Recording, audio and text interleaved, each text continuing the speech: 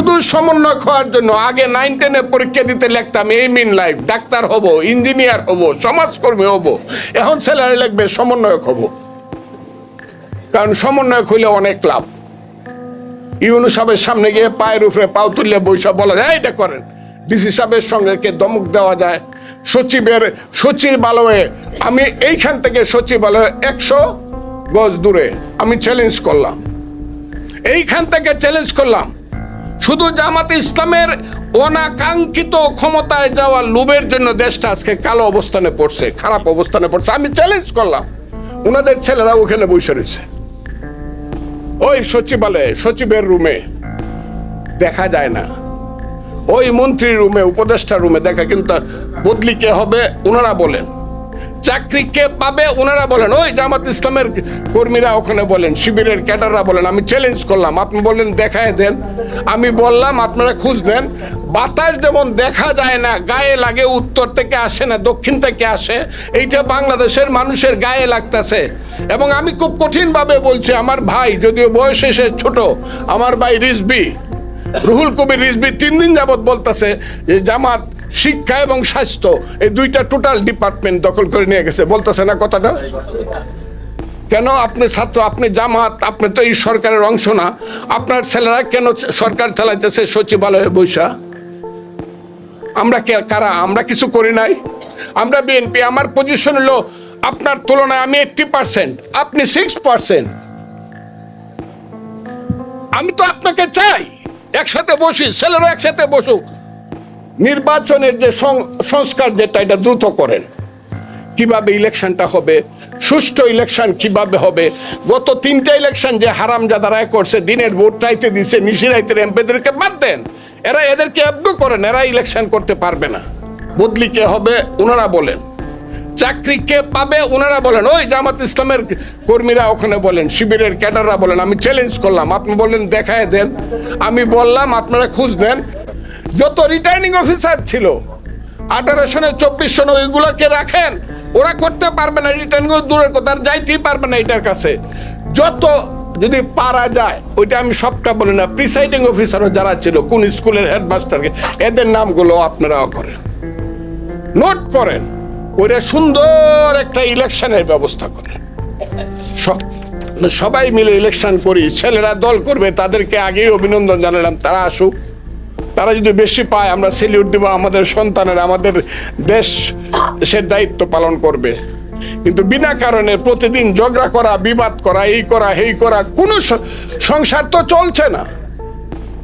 প্রতিদিন হাজার হাজার মানুষ আইতেছে শাহবাগে, শত শত মানুষ আইতেছে প্রধান উপদেষ্টার অফিসে, আমি এইটা চাই ওইটা চাই, ওইটা, সংসার চলতেছে না। পুলিশ নাই এই দেশে, আইন শৃঙ্খলা নাই এই দেশে। বিপদে পড়লে বুঝবেন কারো কাছে যাওয়ার সুযোগ নাই। যদি এমপি ইলেকশন হয় 300 জায়গাতে 300 পিলার দাঁড়াবে। এমপি কোন দলের আমি জানি না। মানুষ বিপদে পড়লে বলতে পারবে এমপি সাহেব ভাই আমি তো এই বিপদটায় পড়ছি, আমার একটু দেখেন। কথাটা ঠিক আছে না? এখন কার কাছে যাবেন এলাকায় বিপদে পড়লে? কেউ নাই, সবাই মাতবর তো আমরা। কাজে আমি যে কথাটা বলি, ঐক্য চাই, জাতীয় ঐক্য চাই, সুন্দর ঐক্য চাই, পত্র পত্রিকার স্বাধীনতা চাই। বিএনপি ক্ষমতায় গেলেও আমি আমার ভাই সালাউদ্দিন আহমদকে বলবো, আপনার সামনে বা তোমার সামনে আমার এত কথা বলা ঠিক না, তবু আমি বলতে বিএনপি ক্ষমতায় গেলেও পত্রিকার স্বাধীনতা রক্ষা করতে হবে। এটা সিরিয়াস, এটা মানুষকে, কারণ পত্র পত্রিকার স্বাধীনতা হলো মিরর অফ লাইফ। ইসলামী শাসন চান, আমিও চাই, তবে ভোট করে আসেন। কি কথাটা আপনারা মানেন কিনা? ওনারা যদি শরিয়া আইন করতে চায় আমার কোনো আপত্তি নাই। শিবির এমন একটা দল যেটা জামাতের সঙ্গে একদম যুক্ত। জামাত নিঃশ্বাস না ফেললে শিবির নিঃশ্বাস ফেলতে পারে না। কাজে শিবিরের কথাটা জামাত ইসলামের কথা। আমি প্রথম দিন বলছি জামাত ইসলামের চরিত্রের অনেক পরিবর্তন, তারা সুন্দরভাবে আগাচ্ছে। কারণ জামাত ইসলামের আমি চিনি, যত দেখে না করে পাকনা দাড়ি টাড়ি, ওনাকে আমি সালাম দিই, কিন্তু বয়সে আমার 5 বছরের ছোট উনি। আমি ওনাকে দেখছি উনি জাসদ ছাত্রলীগ করে না। আমি মিথ্যা কথা বললে আপনারা জানেন, দেখেন উনি জাসদ ছাত্রলীগ করতো, মান্নাদের কর্মী ছিল, মাহমুদুর রহমান মান্নাদ। উনি খুব সুন্দর ভালো কথা বলে। আমি মনে করছিলাম এখন বুঝি বাংলাদেশ অপাইব, কিন্তু না, তারা পরে দেখা গেল ফ্র্যাঙ্কেস্টাইনের ভূমিকা অবতীর্ণ হয়েছে, যে আশ্রয় দিছে তারা খাইতে চায়। কথাটা খুব ঠিক। 18 সনে যদি বিএনপি যদি দানের শীষ মার্কাটা কার বলেন আপনারা? বিএনপির তাদের পাল্লা মার্কা ছিল। বিএনপির মার্কা দিয়ে তারা ইলেকশন করছে। বিএনপির আস্তিনের নিচে তারা আশ্রয় নিয়ে পলিটিক্সটা করছে 18 বছর 20 বছর। এখন যেন মনে হয় নৌকার দানের শীষ 2 সাপের 1 বিষ নাকি? এটা কারা ছড়া? ইউটিউব গুলা কার? 50,000 ইউটিউব আছে জামাত এবং শিবিরের, তারা এগুলো দখল করছে। ব্যাংক তারা দখল করছে, হসপিটাল তারা দখল করছে, প্রতিষ্ঠান তারা দখল করছে। এটা আমি খারাপ মনে করি না। বিশ্ববিদ্যালয় তারা দখল করে ফেলছে, ভাইস চ্যান্সেলর সব। আমি আমার জেলা দিয়ে বলি, আমার জেলায় একটা সিট যদি পায় জামাত, আমি মনে করবো আমার পুনর্জন্ম নিতে হবে। আমি চ্যালেঞ্জ করলাম আমার কিশোরগঞ্জ জেলার জামাত 10% ভোট পায় দেখাক। সুহেল আছে এখানে, কিশোরগঞ্জ 10% ভোট পা।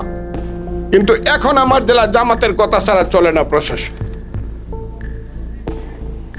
এগুলো আমরা অপমান বোধ করি না?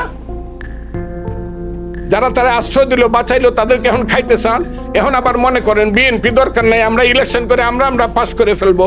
বিএনপিকে ভুলে গেছেন যে বিএনপি আপনাকে সমস্ত জায়গাতে আশ্রয় দিছে। দেশনেত্রী বেগম খালেদা জিয়ার 2টা স্টেটমেন্ট যদি মনে না রাখেন, 8 সনের পরে ভুল করবেন। জামাতের পক্ষ হইয়া 2টা স্টেটমেন্ট করছিল, আপনারা পড়েন সেই 2টা স্টেটমেন্ট, একটা 12 সনে একটা 13 সনে। তখন উনি বিরোধী দলের নেত্রী ছিলেন।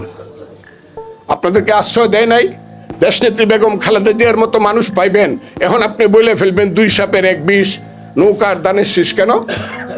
আমরা একসাথে চললে কি হইতো? আপনারা ভালো হন, মুক্তিযুদ্ধকে স্বীকার করেন, আমরা মুক্তিযুদ্ধকে স্বীকার করব। আপনি ইসলামকে বলেন, আমিও ইসলাম স্বীকার করি, ইসলামী শাসন চান, আমিও চাই, তবে ভোট করে আসেন। কি কথাটা আপনারা মানেন কিনা? ওনারা যদি শরিয়া আইন করতে চায় আমার কোনো আপত্তি নাই। ওই যে মামুনুল হক সাহেবরা বড় বড় খুব কঠিন বক্তৃতা করে, অনেক কঠিন, এগুলো ভালো লাগে না এই দেশে। এটা মুক্তিযুদ্ধের দেশ, করুক। তারা যদি ইসলাম কায়েম করতে চায় কিভাবে করবে? লাঠি দিয়া নাকি ভোট দিয়া? বলেন আপনারা। তাহলে তারা যদি ভোট পায় আমরা তাদেরকে সেলিউট দিব, আপনারা ইসলাম কায়েম করেন, কিন্তু ভোটটা ঠিকভাবে করেন। অনার্থক দেশে গন্ডগোল। আমাদের নেত্রী বলছে, আমাদের নেতা বলছে পরশুদিন, জনাব তারেক রহমান, সবকিছুর সমাধান ওই যে সংস্কারের সমাধান ও ভোট, তাড়াতাড়ি ভোট দেন বলছে কিনা কথাটা?